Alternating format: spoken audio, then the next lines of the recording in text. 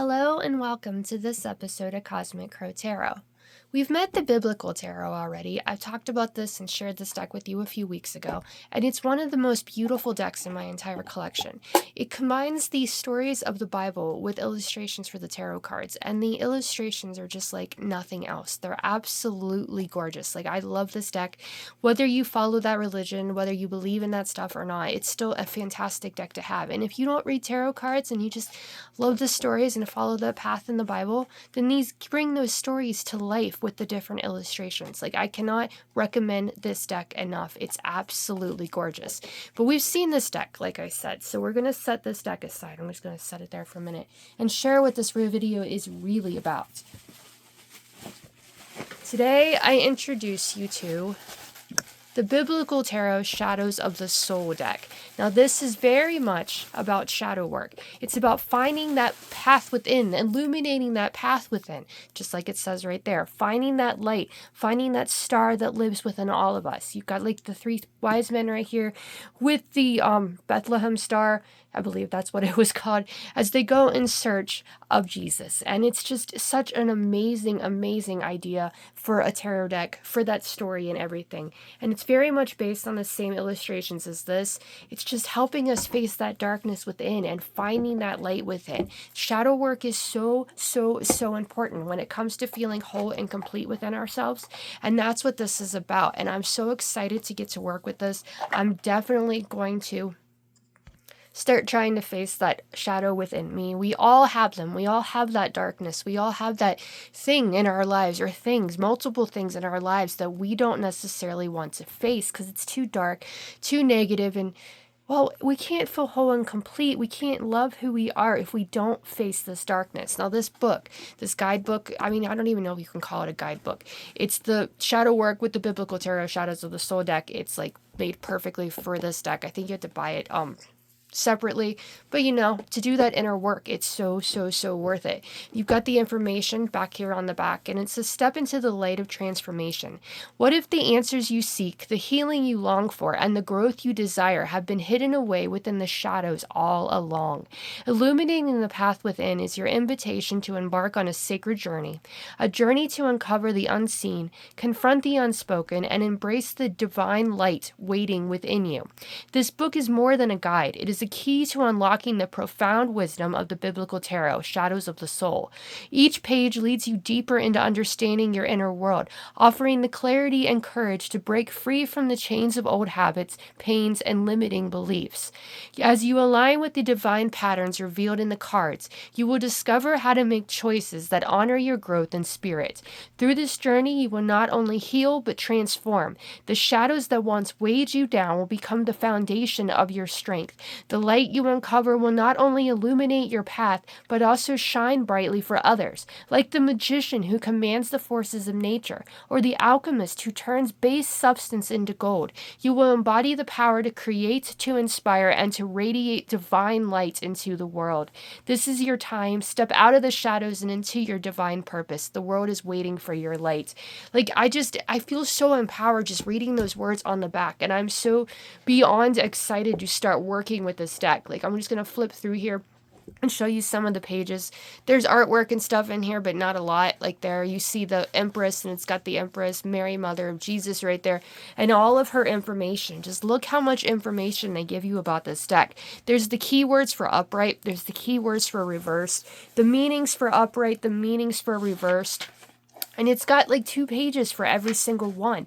And all of this information is right here for us to work with, to face our own shadows so we can find that divine light within us. I always like that part about the Bible, that the reason that God created all of us was a mirror of his own image. He wanted to understand himself, so he created us to understand it. And that's what life is about to me.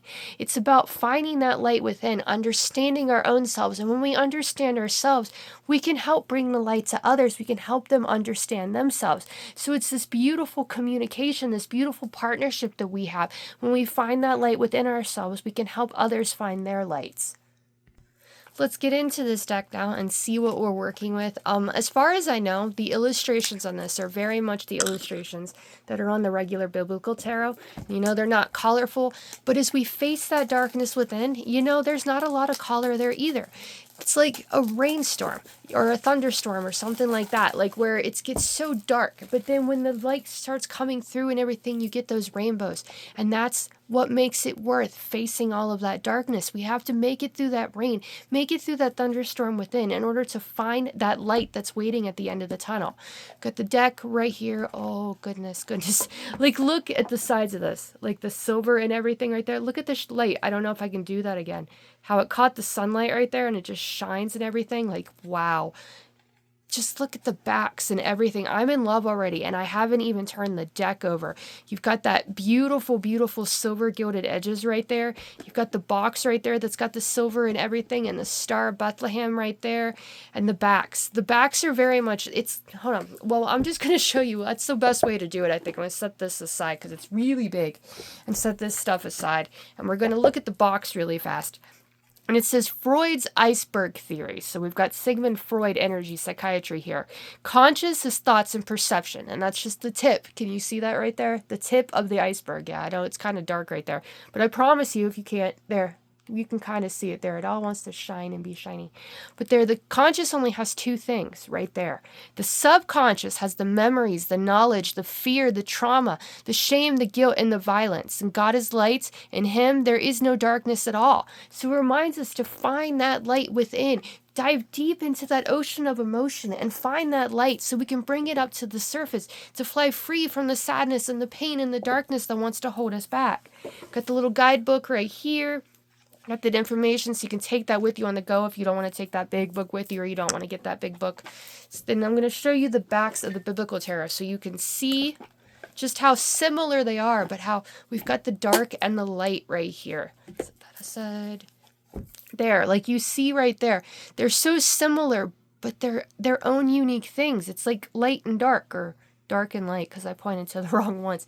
But they're almost like siblings, whole, complete, together. Like you have this light here that you can work with every day. And when you want to do that shadow work, when you want to face that pain, this is the deck to do it with. Let's look at the cards in this little deck, shall we? We set these aside so they do not get hurt. I love that magnetic sound. You know, the way that this deck like closes up. It just sounds fun. Now the other one, the one that we're showing now, isn't like that. It's different. It's one of those boxes, like, it's just opens and closes like that. I think I always want to call them a tuck box. I don't know if that's right or not, but it's like a shoebox or something, and you've got like two different pieces and you can close it up. Okay, let's get into the cards and see what we are working with.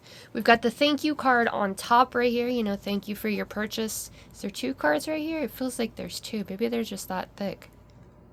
Yeah, that's that thick, the way it is. No, I've got two there. That was my issue. I would have wondered where the soul was. There it says, thank you for your choosing the Biblical Tarot deck. We are honored to be part of your spiritual journey. Visit biblicaltarot.com for card spreads, in-depth guides, and additional resources to enhance your journey. If you have any questions or encounter any issues with your deck, please don't hesitate to reach out. We're here to help, and they have their information right there and their hashtag that you can connect with them on social media. So here is the deck, very much the illustrations that we have in the Biblical Tarot, but it's telling us we have to face that darkness, and I love, love, love that energy. Here we have the soul, creation of a living being.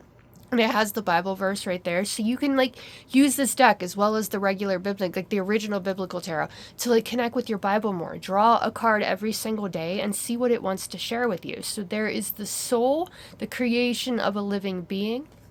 Magician is Moses right there as he parts the Red Seas, or Black Seas right here, dark seas, showing that facing that darkness again. Like all of this, that's what it's for. It's to connect with that darkness so that we can face it and bring it to light. There is the High Priestess with Mary Magdalene, with the two, you know, High Priestess, kindness, compassion, empathy, thought process, choices, balance, and intuition, taking that time to face that, you know, that darkness so we can learn from it and trust our intuitions more.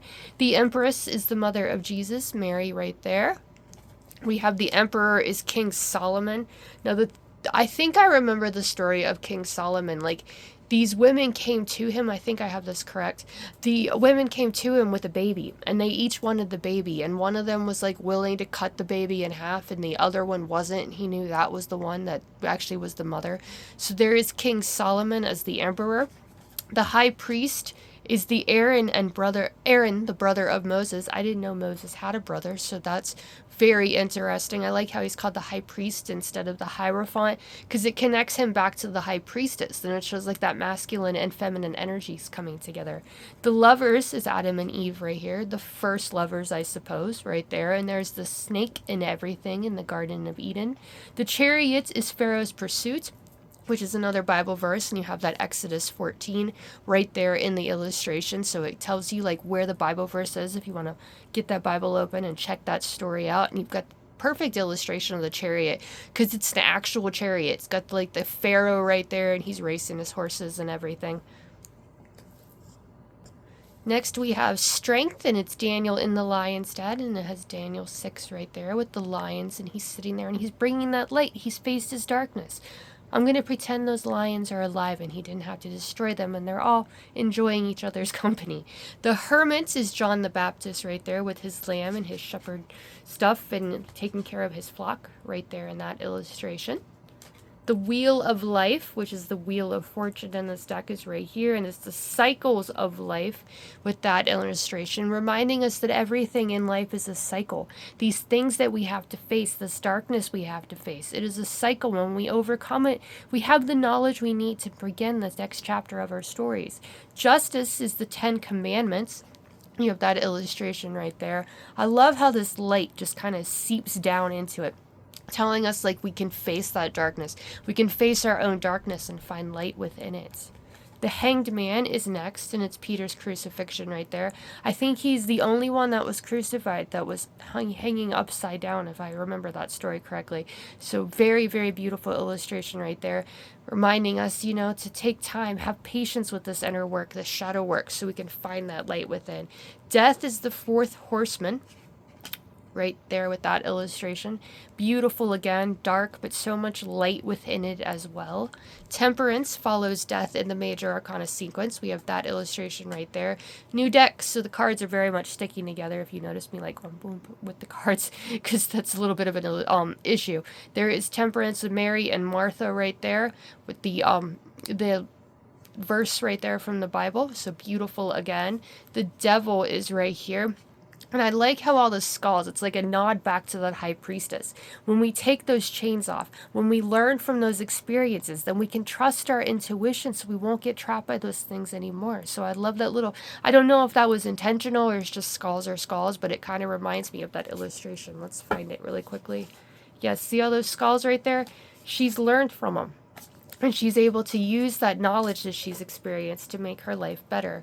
Here is the Tower and the Tower of Babel, one of my favorite stories of history and the Bible and everything, where everybody got along and everybody communicated. And then the reason that they don't communicate, we have different languages now, is because they were trying to build a tower up to join God in heaven. And, well, that wasn't how you do it. That wasn't how you got up there. You had to do things right. And so the tower collapsed.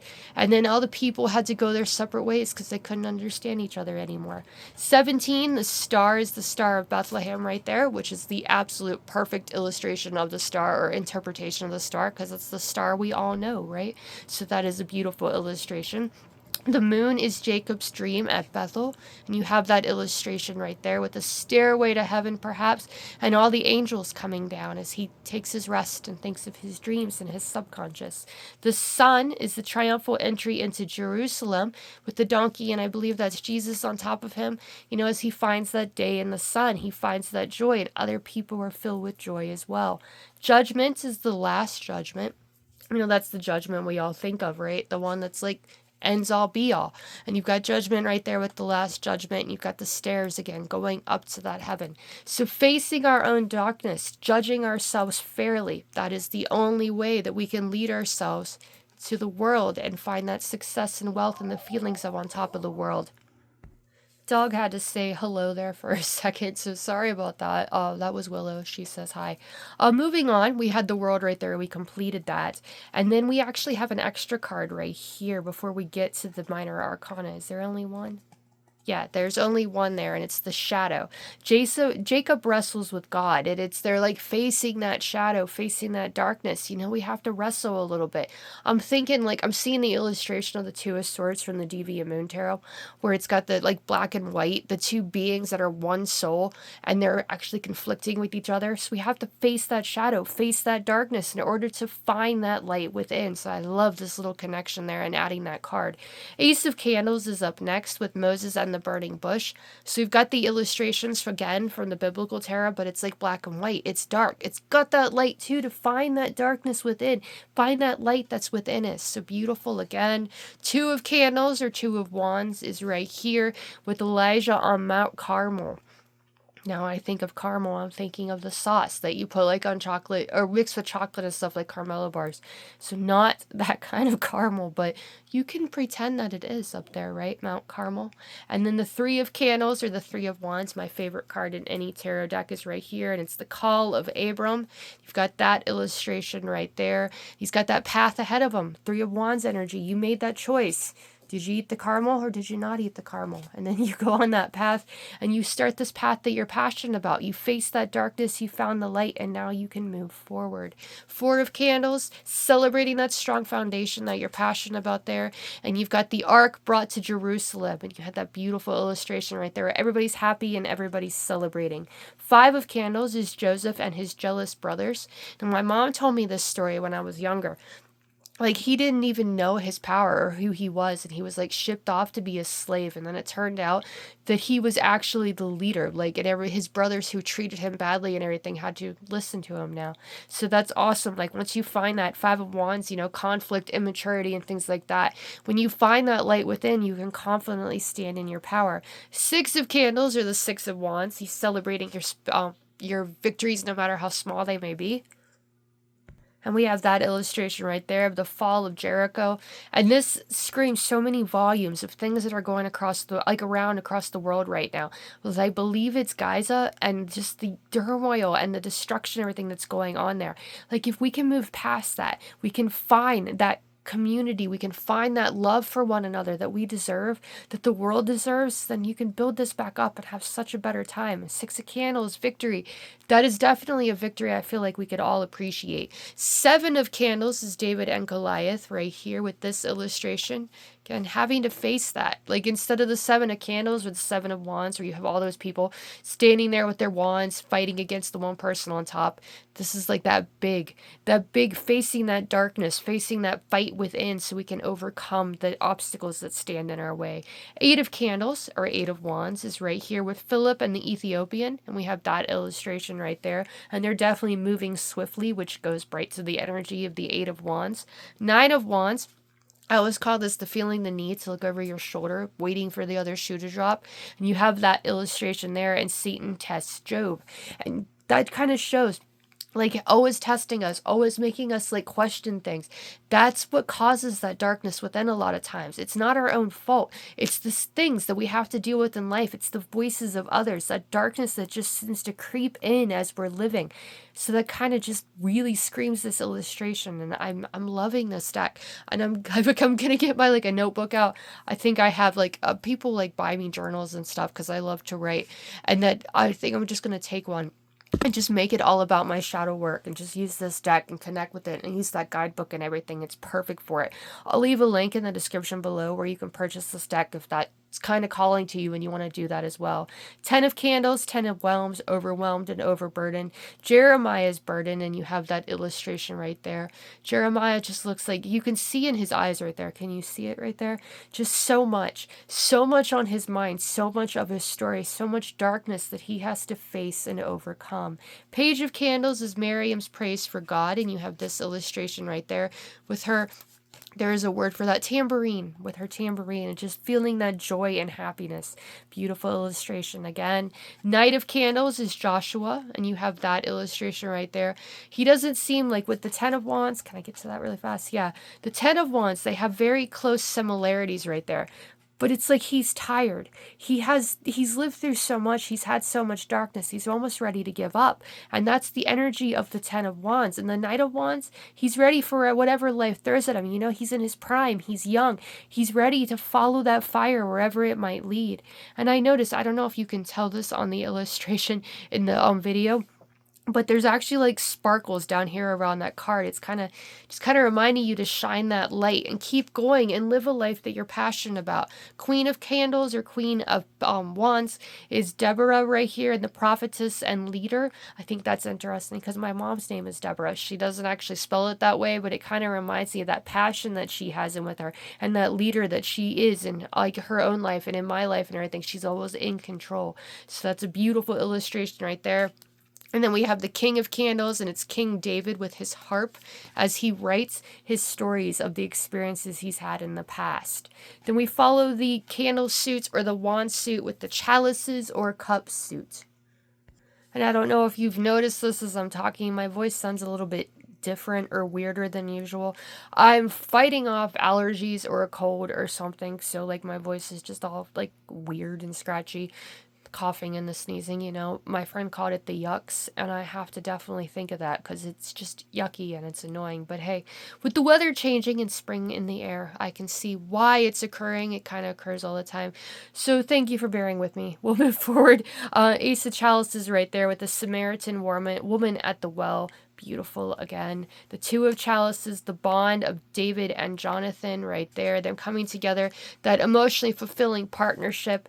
I love that connection there, and they look so similar. It's like finding that connection we have with ourselves. The Three of Chalices, the celebration, you know, getting together with those people that just fill us with joy and happiness. And right there, the wedding at Cana. So definitely worthy of a celebration. The Four of Chalices. Yeah. Chalices is right here with Jonas's anger. And yeah, if that dilapidated tree and I was sitting under it, I might be angry too. But like the boredom, you know, we're bored with it. We don't want that anger anymore. We don't want that darkness. That's why we use this deck. Why we connect with it, so we can face it and overcome it. Five of Chalices or Five of Cups, the focusing on what's been lost. You know, instead of having that tree. The tree's gone in this illustration. So it's like, what are we missing out on? What do we lose by just focusing on nothing and focusing on that boredom? There, the prodigal son is right there with the Five of Chalices, and he's like, he's got nothing left. But you see that water, you see that potential, you see the sun illuminating in the background. You know, there's still hope. There's still potential. Things still remain when we look away from the sadness. The Six of Chalices, Six of Cups, the card of nostalgia is up next. And it has Jesus and the children. You know, that story from the past, like our own stories can help inspire children now. Our own stories can help inspire our own lives when we learn the lessons they have to teach us. The Seven of Chalices is the temptation of Christ, the creepy little like demon or devil right here tempting Christ. And it's like, that's a choice. And this is the card of choices. So we have that choice. Do we want to go this way, or do we want to find that light and find that heaven within ourselves? I'm loving these illustrations, and I'm loving the messages that they share, and I just cannot wait to work with this deck. The Ascension of Jesus and the Eight of Chalices is right here, you know, leaving behind what no longer serves us. He made that choice to leave that behind and ascend to the next level. The Nine of Chalices or Cups is the wish card of the tarot, and the Feast of Purim is right there. You know, that wish card, feeling fulfilled and making all of our wishes come true. The Ten of Cups, the Ten of Chalices, the happy family card of the tarot. We have that illustration right there, and they definitely look like a happy family. The Elizabeth and Zechariah's joy, that's definitely a joy, but it's just one example of that. When we find wholeness and completion within, we feel fulfilled. We can find happiness and joy externally. Page of Chalices is Samuel, the boy prophet. That illustration right there, followed by the Knight of Chalices, and it's young David as he plays the harp. You know, I don't remember exactly which card that was in here, but you know, you had him, King David, when he's just the knight, when he's just beginning, and he found that joy of playing the harp. So it connects right back to that illustration and that card. The Queen of Chalices is Hannah, mother of faith, and you have that illustration right there. She's very focused on what she's reading, and that cup, you know, the Mother of Chalices or the Queen of Chalices is very focused on the happiness of others. We have to remember we deserve to be happy too. The King of Chalices is the Nehemiah building Jerusalem illustration right there. He's got the key right there. He's letting his heart lead him, and he's creating a life that he loves. He's leading a life that he loves, and he's inspiring others to do the same. Next up, we have the Suits of Swords, or Suit of Feathers in this deck, and we have Saul's conversion, this illustration right there, and that light coming down, Ace of Feathers, that light from within, that light bulb that goes off when we have a great idea. When we have that conflict within, though, we have to face that darkness. We have to find that light and fly free from it. So you have the Two of Feathers, and God tests Abram's faith right there with that illustration. The Three of Feathers, or Three of Swords, the card of betrayal. What can we create from that betrayal? There's the silver lining of the Three of Feathers, and it's betrayal of a son, Absalom's revolt. And you have that illustration right there. The Four of Feathers, the Four of Swords, rest and reflection. And it's Elijah's retreat into silence, reminding us to take that time to face that darkness, take that time to rest and reflect. Probably when I get done with this video, I'm not going to be talking for a while so I can rest my own voice, because it's just like the more you talk, the more you stress out those cords in your throat. And it's just, not fun to not be able to talk sometimes.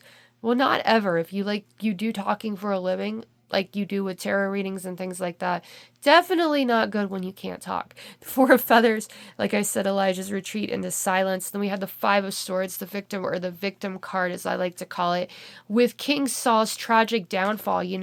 Life is like chutes and ladders. You go up a ladder, then you fall back down. Life is always ups and downs, and those downs, when we just keep them within and we don't learn from them, we don't face them, then we can't find that peace and harmony within, which is the Six of Swords and Six of Feathers, Ruth the Moabite. And you have that illustration right there.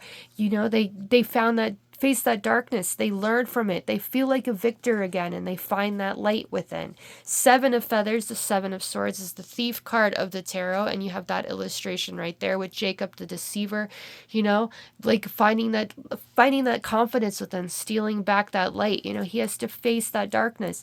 It looks like even he's got a blindfold on right there, so he can't even see him, but he has to face that within. Stop listening to the voices of others. Stop letting other people steal the confidence we need to lead. The Eight of Swords, or Eight of Feathers, I love this illustration. It's, get the card apart. Jonah trapped inside the fish.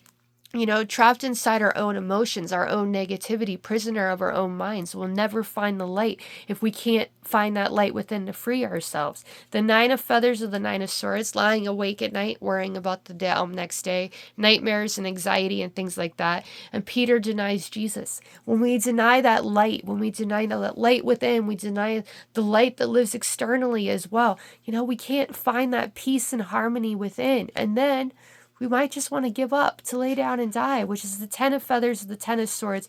Samson loses his strength. When we can't find that faith within, we can't find that light within, then we can't find our strength in order to fight for what we want, to find that strength to make our lives what we want them to be, and find that light within. Page of Feathers is Esther saves the Jews. We have that illustration right there, followed by the Knight of Feathers, or Knight of Swords. The knight or soldier that isn't afraid of chaos is Paul the Apostle. You have that illustration. The Queen of Feathers is Abigail the Peacemaker. The Queen of Swords, she's the one that faced her pain. She's the strongest one of all the queens, I feel, because she's experienced so much darkness and she found light within anyways, and that light can help inspire others as well. And then we have the King of Feathers, which is the judgment of Solomon, and you have that story right there that I was talking about earlier with the high priest, I believe. The judgment of Solomon, he's got those two women right there, and one has the baby. The other one wants the baby too, and it's the one that wants to keep the baby alive that loves the baby the most. Therefore, it must be her mother. So that was very intelligent of King Solomon to pull that game, or it's not really a game, but to pull that on those two women, so he knew who deserved that baby. The next up, we have the Suit of Grains, or the Suit of Pentacles, entering the Promised Land with the Ace of Pentacles, or Ace of Grains, followed by Lydia, the Two of Grains, who's the businesswoman right there. balance, having those two things at once and helping others in the process. The Three of Grains is the working together, collaboration as they build King Solomon's temple, which King Solomon's temple is believed to be in the high priestess illustration of the Rider-Waite-Smith. Boaz and Joaquin, right there and right there on that temple, kind of connects that whole story back to the Rider-Waite-Smith, and I love that connection right there. The Four of Grains, or the Four of Pentacles, is the parable of the rich fool right there, having all that money saved up so you can use it for a rainy day. But we mustn't forget that life is about more than just money. The Egyptians taught us that, didn't they? We can't take the material possessions with us when we go. The Five of Grains, or the Five of Pentacles, being down on our luck, is the bleeding woman right there. And she's begging for Jesus' help so that she can be healed. When we face our own darkness, we find that light within, we can heal ourselves and change our lives for the better too. Six of Grains is widow's generosity right there with that illustration. And even though she doesn't have much, she's sharing that wealth. She's sharing her knowledge and wisdom with others.